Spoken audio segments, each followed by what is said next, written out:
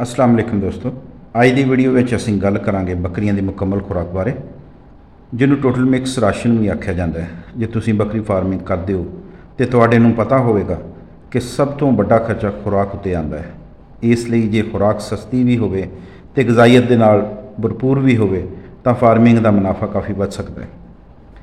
ਦੋਸਤੋ, ਜਿਵੇਂ poultry farm ਉੱਤੇ ਮੁਰਗੀਆਂ ਲਈ ਮੁਕੰਮਲ ਫੀਡ ਤਿਆਰ ਕੀਤੀ ਜਾਂਦੀ ਹੈ, ਇਹੋ ਜਿਹਾ ਤਰੀਕਾ ਬੱਕਰੀਆਂ ਲਈ ਵੀ ਇਸਤੇਮਾਲ ਕੀਤਾ ਜਾ ਸਕਦਾ ਹੈ। ਆਮ ਤੌਰ ਉੱਤੇ ਅਸੀਂ ਬੱਕਰੀਆਂ ਨੂੰ ਅਲੱਗ-ਅਲੱਗ ਚਾਰਾ, ਬੂਸਾ ਤੇ ਦਾਣਾ ਦਿੰਦੇ ਹਾਂ, ਪਰ ਇਸ ਤਰੀਕੇ ਦੇ ਨਾਲ ਕਈ ਵਾਰੀ ਜਾਨਵਰ ਆਪਣੀ ਪਸੰਦ ਦੀਆਂ ਚੀਜ਼ਾਂ ਖਾ ਲੈਂਦੇ ਨੇ ਤੇ ਬਾਕੀ ਛੋੜ ਦਿੰਦੇ ਨੇ।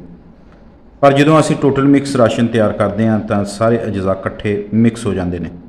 ਇਸ ਵਿੱਚ ਬੂਸਾ ਵੀ ਹੁੰਦਾ ਹੈ, ਚਾਰਾ, ਦਾਣਾ, ਚੋਕਰ, ਖਲ, ਮਿਨਰਲ ਮਿਕਸਚਰ ਤੇ ਹੋਰ ਜ਼ਰੂਰੀ ਗਜ਼ਾਈ ਅਜਜ਼ਾ ਸ਼ਾਮਲ ਹੁੰਦੇ ਨੇ। ਇਸ ਤਰ੍ਹਾਂ ਬੱਕਰੀ ਹਰ ਲੁਕਮੇ ਦੇ ਨਾਲ ਮੁਕੰਮਲ ਗਜ਼ਾਈਅਤ ਹਾਸਲ ਕਰਦੀ ਹੈ। ਤੁਸੀਂ ਆਪਣੇ ਇਲਾਕੇ ਦੇ ਵਿੱਚ ਦਸਤਿਆਬ ਚੀਜ਼ਾਂ ਨਾਲ ਵੀ ਇਹ ਖੁਰਾਕ ਤਿਆਰ ਕਰ ਸਕਦੇ ਹੋ। ਮਿਸਾਲ ਦੇ ਤੌਰ ਤੇ ਗੰਦਮ ਦਾ ਬੂਸਾ, ਮਕਈ ਦਾ ਬੂਸਾ, ਲੂਸਣ, ਬਰਸੀਮ, ਗੰਦਮ ਦੀ ਚੋਕਰ, ਮਕਈ ਦਾ ਦਾਣਾ, ਬਨੋਲਾ ਖਲ ਜਾਂ ਸੋਇਆਬੀਨ ਖਲ ਤੇ ਮਿਨਰਲ ਮਿਕਸਚਰ ਨੂੰ ਮੁਨਾਸਬ ਮਕਦਾਰ ਵਿੱਚ ਮਿਲਾ ਕੇ ਇੱਕ ਬਿਹਤਰੀਨ ਰਾਸ਼ਨ ਬਣਾਇਆ ਜਾ ਸਕਦਾ ਹੈ।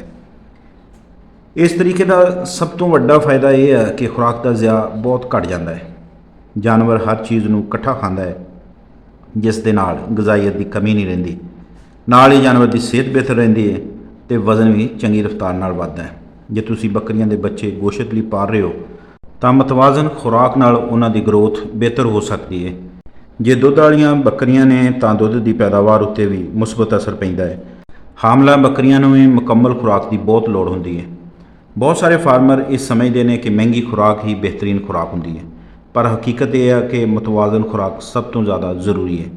ਜੇ ਖੁਰਾਕ ਸਹੀ ਤਨਾਸਬ ਦੇ ਨਾਲ ਤਿਆਰ ਕੀਤੀ ਜਾਵੇ ਤਾਂ ਘੱਟ ਖਰਚ ਵਿੱਚ ਵੀ ਬਿਹਤਰੀਨ ਨਤੀਜੇ ਹਾਸਲ ਕੀਤੇ ਜਾ ਸਕਦੇ ਨੇ। ਇੱਕ ਹੋਰ ਜ਼ਰੂਰੀ ਗੱਲ, ਬੱਕਰੀਆਂ ਨੂੰ ਹਰ ਵਕਤ ਸਾਫ਼ ਤੇ ਤਾਜ਼ਾ ਪਾਣੀ ਜ਼ਰੂਰ ਮੁਹੱਈਆ ਕਰੋ। ਪਾਣੀ ਦੀ ਕਮੀ ਜਾਨਵਰ ਦੀ ਸਿਹਤ, ਵਜ਼ਨ ਤੇ ਪੈਦਾਵਾਰ ਉੱਤੇ ਬੁਰਾ ਅਸਰ ਪਾ ਸਕਦੀ ਹੈ। ਇਸ ਲਈ ਖੁਰਾਕ ਦੇ ਨਾਲ-ਨਾਲ ਪਾਣੀ ਤੇ ਮਿਨਰਲਸ ਦਾ ਇੰਤਜ਼ਾਮ ਵੀ ਲਾਜ਼ਮੀ ਹੈ।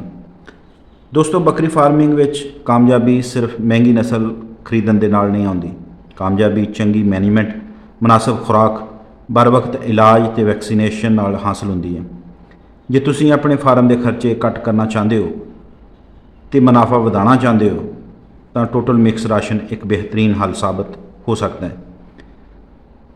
ਤੁਹਾਡਾ ਇਸ ਬਾਰੇ ਕੀ ਖਿਆਲ ਹੈ? ਕੀ ਤੁਸੀਂ ਆਪਣੀ ਬੱਕਰੀਆਂ ਨੂੰ ਟੋਟਲ ਮਿਕਸ ਰਾਸ਼ਨ ਦਿੰਦੇ ਹੋ ਜਾਂ ਰਵਾਇਤੀ ਤਰੀਕੇ ਦੇ ਨਾਲ ਬੱਕਰੀਆਂ ਪਾਲ ਰਹੇ ਹੋ? ਕਮੈਂਟ ਦੇ ਵਿੱਚ ਤੁਸੀਂ ਲਾਜ਼ਮੀ ਦੱਸਣਾ ਹੈ ਤੇ ਚੈਨਲ ਸਾਡੇ ਨੂੰ ਸਬਸਕ੍ਰਾਈਬ ਕਰਨਾ ਹੈ, ਵੀਡੀਓ ਸਾਡੀ ਨੂੰ ਲਾਈਕ ਕਰਨਾ ਹੈ, ਦੋਸਤਾਂ ਦੇ ਨਾਲ ਸ਼ੇਅਰ ਕਰਨਾ ਹੈ। ਔਰ ਅਗਲੀ ਵੀਡੀਓ ਤੱਕ ਸਾਨੂੰ ਇਜਾਜ਼ਤ ਦਿਓ। ਅੱਲਾ ਹਾਫਿਜ਼।